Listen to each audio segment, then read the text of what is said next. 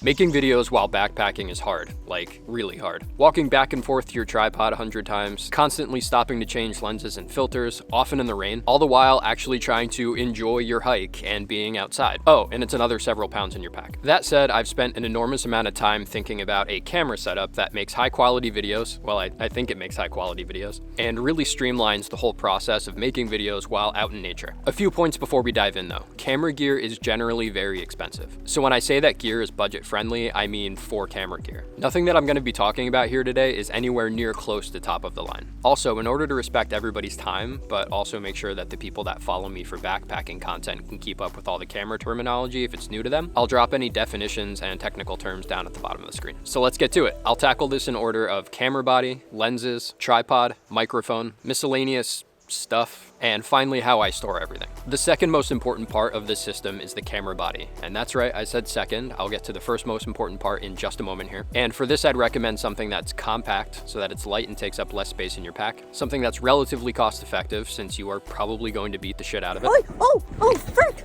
Something with an interchangeable lens so that you have more options for depth of field and focal length. A camera body that's weather sealed since it's definitely going to get wet. Also, I prefer something that's full frame, so it's going to have better low light performance, better bokeh, and higher resolution for photos. What am I on now? Number 6? I'm gonna stop using my hands. I also like to have something that shoots logs so that I can color grade it to my personal taste, but that's totally up to you. And finally, it's great to have lots of customizable dials and buttons. That way you can program lots of settings ahead of time so that you don't have to be messing with your camera too much in the field. I like to have one setting for regular 24 frames per second footage, which is this, like I'm filming right now. A second for 120 frames per second, which is what I record my slow motion in. And finally, I like to have a third setting that turns everything to full auto, which is my, oh shit, something really cool is about to happen, and I want to make sure that I can get a video of it setting. This is all just personal preference, so if you are enjoying this video, I can definitely make a follow-up that goes through all of my camera settings as well. Let me know down in the comments. As far as my personal choice for camera bodies goes, I use the Sony A7C. I have nothing but great things to say about this camera. I have beat the absolute crap out of it, and it's still going. This is the older version. The new version actually has another dial on the outside so that you can adjust ISO without having to dig into the camera settings. I would definitely recommend going with that version if you decide that you want to go with this camera. Also, this is, to my knowledge, either the smallest or one of the smallest full sensor cameras on the market right now,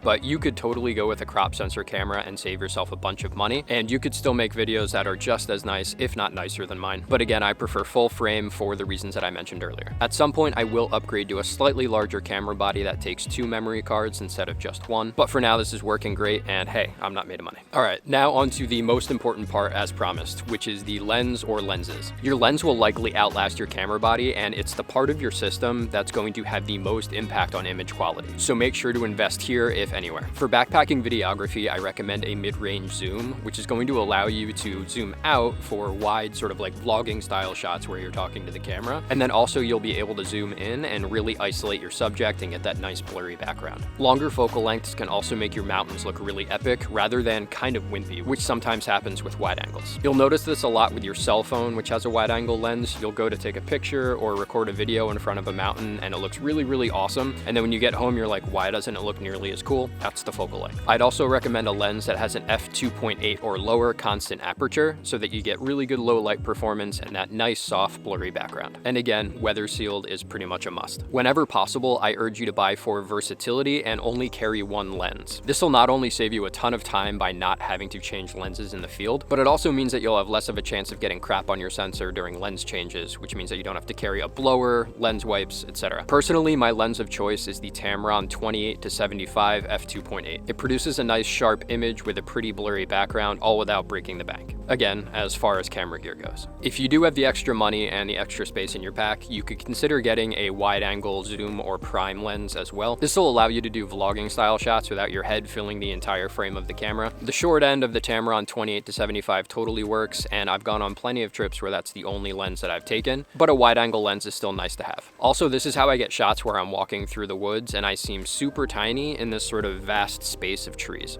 I don't always take a wide angle, it kind of depends on my mood, but again, it is nice to have in your kit. My wide angle of choice is the Tamron 17-28 f2.8. You could save yourself some weight and some money with your lenses and go with f4 lenses instead. The other nice thing about an f4 lens is that a single lens will often have a wider range of focal lengths, so it can be a bit more versatile in that regard. regard. I just prefer f2.8 or lower for my own personal style, which is lots of videos at night and nice soft backgrounds, but you can still get amazing footage with an f4. The way to achieve that nice blurry background, if that's your thing, is by keeping your aperture as wide as possible, which also lets lots of light into the sensor. If it's a bright day out, this can lead to an overexposed image. To correct this, you'll want to pick up a variable ND filter, which blocks out some of the light so that you can continue to keep your aperture wide open. I use this Freewell 2 to 5 stop variable ND filter when I'm out on trips, and it does a great job of keeping unwanted light out without messing with the overall image too much, which is common with ND filters. I also have a matching Freewell 5 to 9 stop ND filter, but I only use it on occasion and it never goes out with me on trips. If I ever get to a point where the 2 to 5 stop is letting too much light in, which doesn't happen very often, I'll just suck it up and close down my aperture a little bit. Just like with lenses, you save yourself time and money by not switching all the time. Also, I find that in most cases where it's so bright out that the 2 to 5 stop is no longer cutting it, I'm usually outside in some sort of big open space where I want the background to be in focus anyway. At some point, you will need to take your filter off your lens as it gets darker out, and I put mine in this little neoprene pouch from Lenscoat. It's much lighter and more compact than the case that the filter comes in. I'm a big fan of having a full-size tripod. You can get shots that you wouldn't be able to otherwise, and then you don't have to film a full video from the ground. Shooting from the ground can be a cool effect, but it's nice to be able to switch it up a little bit to keep the viewer interested. Also, this saves lots of time because you won't have to be running around looking for a place to put your camera if you want to shoot from a higher angle, or if you want to talk directly to the camera without holding it. This is generally going to be the heaviest part of the whole setup, so you do want to look for something that's lightweight. Carbon fiber is usually the way to go. Also, make sure that you get a locking tripod head that will keep your camera on, even if you forget to tighten the clamp. I've had this feature save me from dropping my camera literally dozens of times. I use the Sirui AM225 tripod. The biggest quirk is that the head gets a little bit loose when it's cold out, but other than that, it works great. For a microphone, you really just need something small with decent sound quality. You can go with either a lav mic, which you clip on your shirt, or a shotgun mic, which is what I use. I just like shotgun mics because they're better at recording ambient noise. For instance, when I'm driving a stake into the ground, you get that nice click, click, click noise,